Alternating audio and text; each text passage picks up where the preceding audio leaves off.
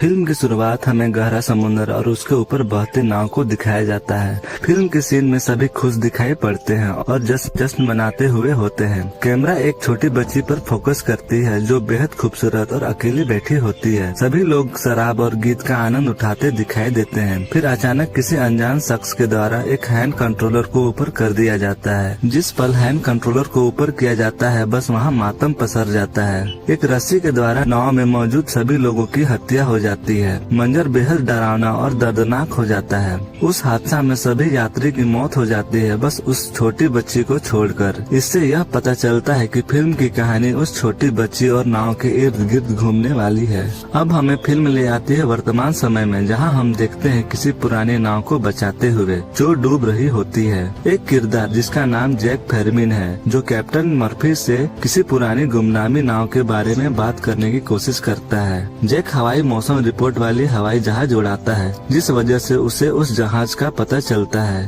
Murphy को Jack का सौदा पसंद आता है, लेकिन मर्फी की टीम में संतुलन नहीं बन पा रहा था और कुछ अनबन होना शुरू हो गया था। सहमति बनती है और सभी निकल पड़ते हैं नाव की खोज में। बरसात हो रही होती है। अचानक रडार में कुछ दिखाई देता है। समुद्र का भयावह रूप और बरसात की चिलमिलाहट कुछ अजीब सा एहसास दिलाती है। इसी बीच अचानक से एक बड़ा शिप उनके आगे आ खड़ा होता है, मानो दिखने में विशाल पहाड़ हो और अद्भुत आकृति वाला। नाव किसी तरह टकराने से बार बार बच जाती है। नजारा बहुत ही डरावना प्रतीत होता है और अकेलापन का एहसास दिलाता है। धीरे धीरे उस नाव में पहुंच जाते हैं। वहां पहुंचते ही वहां का नजारा रहस्यमय दिखाई देता है। चारों तरफ सुनसान और खालीपन होता है। जैसे जैसे अंदर बढ़ते हैं अंधकार बढ़ता जाता है। शुरुआत में सभी हल्के में हंसी मजाक करना शुरू कर देते हैं, इस बात से अनजान कि उनका सामना किन किन लोगों से होने वाला है। मर्फी सबको समझाता है कि सब शांत रहे। अचानक एक चलती पेंडुलम शांत हो जाती है। पजल खुद से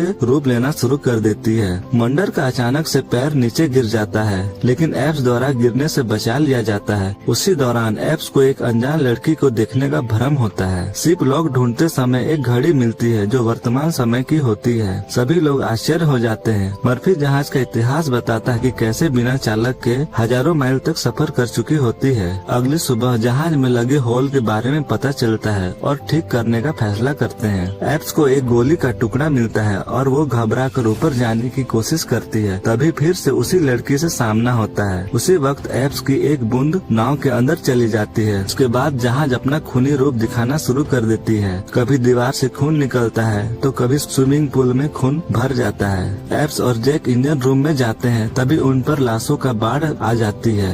दरवाजा अपने आप बंद हो जाता है। दोनों डरने लगते हैं। एप्स और जैक को सोने का बॉक्स मिलता है और दोनों मर्फी को ढूंढने लगते हैं। उसी समय एप्स को अपना पहला नाम सुनाई देता है, जो कि अजीब बात होती है। सभी लोग एक साथ इकट्ठा होते हैं और सभी में सहमति बनती है कि सिर्फ सोना लेकर वापस लौट जाएंगे। सभी वापस लौटने के लिए तैयारी करते हैं। उसी समय वही छोटी लड़की सामने आती है और जहाज को चालू करने रोकने का प्रयास करती है, लेकिन उसी समय धमाका हो जाता है और उनकी जहाज जल जाती है। उन लोगों का एक साथी आग की चपेट में आ जाता है। सभी लोग समुद्र के ऊपर दिखाई देते हैं। अब आपस में मतभेद शुरू हो जाता है। डोज और जैक में हाथापाई शुरू हो जाती है। उन लोगों में बहस बढ़ती जाती है। वे लोग अब एक दूसरे की बात तक सुनना पसंद नहीं करते हैं। मर्फी बेचैन हो जाता है। वही एप्स उस छोटी लड़की के बारे में पता करती है जिसका नाम कैटी होता है। कैटी उस जहाज में अकेले होती है। उसी वक्त दरवाजा में अजीब हरकतें होने लगती है। खाना खुद ब खुद कीड़ा में परिवर्तित हो जाती है। मर्फी को पुराने जहाज के कैप्टन मिलते हैं और दोनों में बात होने लगती है। ग्रेड के सामने चमत्कारी ढंग से माहौल खुद ब खुद सजने लगते हैं और वही लड़की ग्रेड के सामने खड़ी हो जाती है जो उस हादसे में मर चुकी होती है। दूसरी तरफ एप्स को कैटी मिलती है और बातें करने लगती है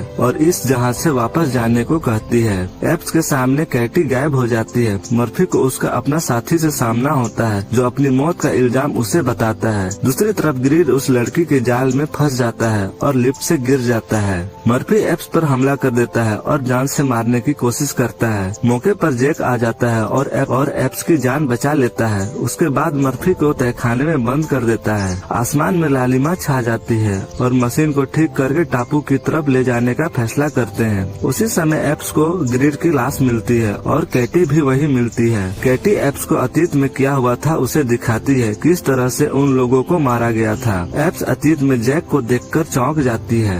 एप्स को जैक की असलियत पता चल चुकी थी, इसलिए डोज को सतर्क रहने को कहती है। एप्स मंडर को ढूंढने के लिए जाती है, लेकिन मंडर की मौत हो चुकी होती है। जैक डोज से जाने की अनुमति मांगता है, लेकिन डोज मना कर देता है और जैक को गोली मार देता है। मगर जैक मरता नहीं, क्योंकि जैक ही असली शैतान होता है जो कि आत्माओं को जमा करता है। जब जैक डोज का रूप बदल कर आता है, एप्स को समझाता है कि इस जहाज को ठीक करे। ठीक उसी समय जैक एप्स पर हमला कर देता है और एप्स को पानी के नीचे मारने की कोशिश करता है। किसी तरह एप्स अपनी जान बचा लेती है और जहाज को उड़ा देती है। जैक की वहीं पर मौत हो जाती है। जहाज में जितने भी आत्मा फंसी थी सभी आजाद हो जाती है और आसमान चमकने लगता है। एप्स भी किसी तरह समुद्र के ऊपर आ जाती है और एक बॉक्स के द्वारा समुद्र में लंबे समय तक तैरते रहती है। फिर एक बड़े जहाज द्वारा एप्स की जान बचा ली जाती है। फिल्म के अंत में एप्स को एम्बुलेंस से हॉस्पिटल ले जाया जाता है। उसी दौरान एप्स को जैक फिर से दिखाई देता है और कहानी यहीं पर अंत हो जाती है। साथ ही दर्शकों को यह संदेश देती है कि फिल्म का अगला भाग भी आ सकता है। धन्यवाद।